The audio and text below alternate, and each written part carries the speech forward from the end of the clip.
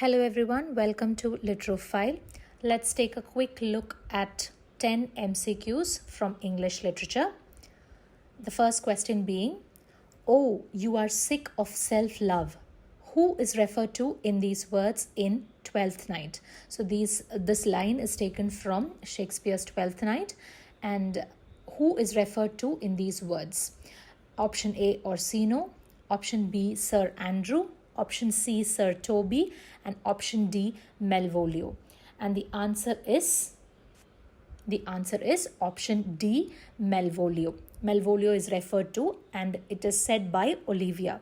So during the introduction of Olivia and her court, Feste the fool jokes about the death of Olivia's brother. Now, he amuses Olivia, so she asks Malvolio for his opinion on Feste's humor. Bluntly, Malvolio insults the fool for his insolence and marvels at how Olivia can tolerate him. Olivia disregards Malvolio's attempt to dampen her mood and responds, "Oh, you are sick of self-love, Malvolio, and taste with a distempered appetite. To be generous, guiltless, and of free disposition is to take those things for bird bolts that you deem cannon bullets." So this is said by Olivia to Malvolio. First, Olivia rebukes Malvolio for treating Feste in a condescending manner and failing to understand his humor. She cannot fathom how the jokes fail to appeal to Malvolio, especially since Feste entertains everyone else. Also, Olivia advises him to take insults lightly in order to improve his noble character. So let's move on to the next question. The question is, which of Shakespeare's characters exclaim, "Brave New World"? This particular line is taken from Shakespeare's The Tempest, and all the characters mentioned are also from Tempest. Let's look at the characters. Option A, Ferdinand. Option B, Antonio. Option C, Miranda. And option D, Prospero. And the correct answer to this question is option C, Miranda. So this line is one of the most famous quotes from the play The Tempest by William Shakespeare. In this specific play, the character Miranda has spent a majority of her life isolated from society, completely cut off from the rest of the world.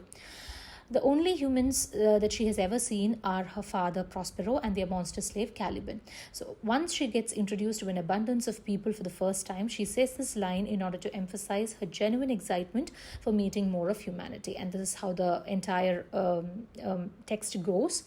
"Oh, wonder how many goodly creatures are there here. How beauteous mankind is. Oh, brave new world that has such people in it." So the answer to that question is option C, Miranda. The third question. The style of Paradise Lost, Milton's Paradise Lost, is option A, more Latin than most poems. Option B, more spontaneous than thought out. Option C, more satirical than spontaneous. Option D, more dramatic than lyrical. And the answer to this question is more Latinate than most poems. So Milton's style in Paradise Lost can be best described as grand. So grand is the term that you can perfectly use to describe the style that Milton uses in Paradise Lost. It's serious, elevated, and forceful, as well as extremely elusive and filled with Latinate constructions and very high level vocabulary. So moving on to the next question, which is the fourth one. Altruist. Altruist, the term altruist describes option A, a lover of mankind. Option B, one who never stops. Option C, lover of beauty. Option D, a person who hates mankind. So a person who hates mankind is called a misanthrope. A lover of beauty is called a philocalist. And one who never stops is somebody who is perpetual and who is who continues to do something. So the only option that is left is a lover of mankind. So altruist describes a lover of mankind. The next question is, Macbeth is option A, an intellectual. Option B, a man of action.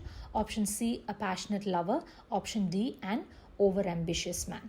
So of course, Macbeth is an extremely ambitious man, and it is because of his overambition that he ends up killing King Duncan. So the answer to this question is Macbeth. Shakespeare's Macbeth is an overambitious man. Now moving on to the next question, the sixth question.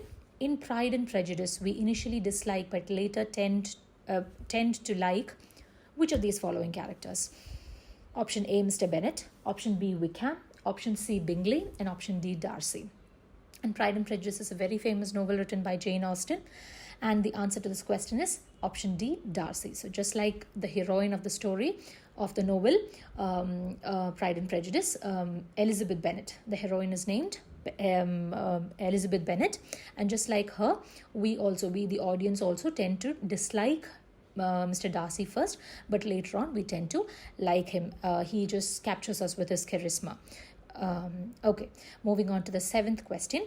Shakespeare's Henry IV Part 1 contains his option A, Senecan attitude, option B, patriotism, option C, love of nature, option D, Platonic ideals. So Shakespeare's Henry IV Part 1 is one among his history plays, part of his history play collection, and the answer to this question is option B, patriotism.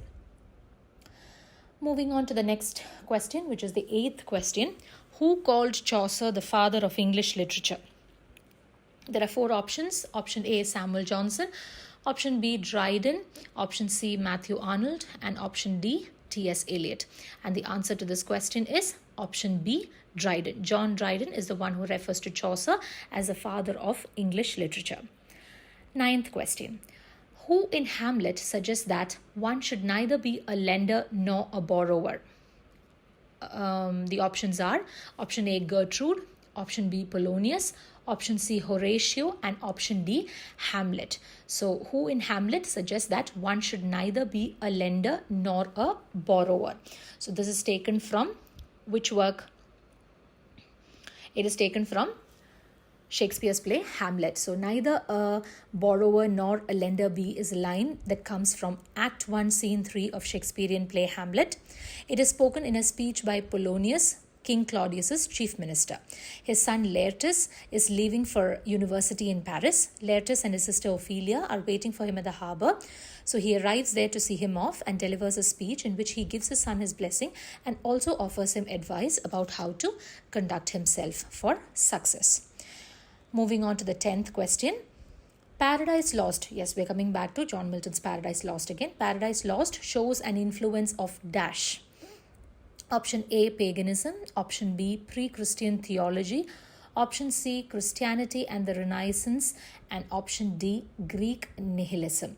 So I think it's self-explanatory because Paradise Lost gives you the story of how Adam and Eve are punished for their primal sin and how they are pushed out of the Garden of Eden, how God punishes them. About how Eve gets tempted by the serpent and then they commit the primal sin and how they are pushed out of the Garden of Eden. Therefore, the answer to this question is Christianity and the Renaissance, option C. So Paradise Lost shows an influence of Christianity and the Renaissance. Okay, so those are 10 multiple choice questions based on English literature. Thank you.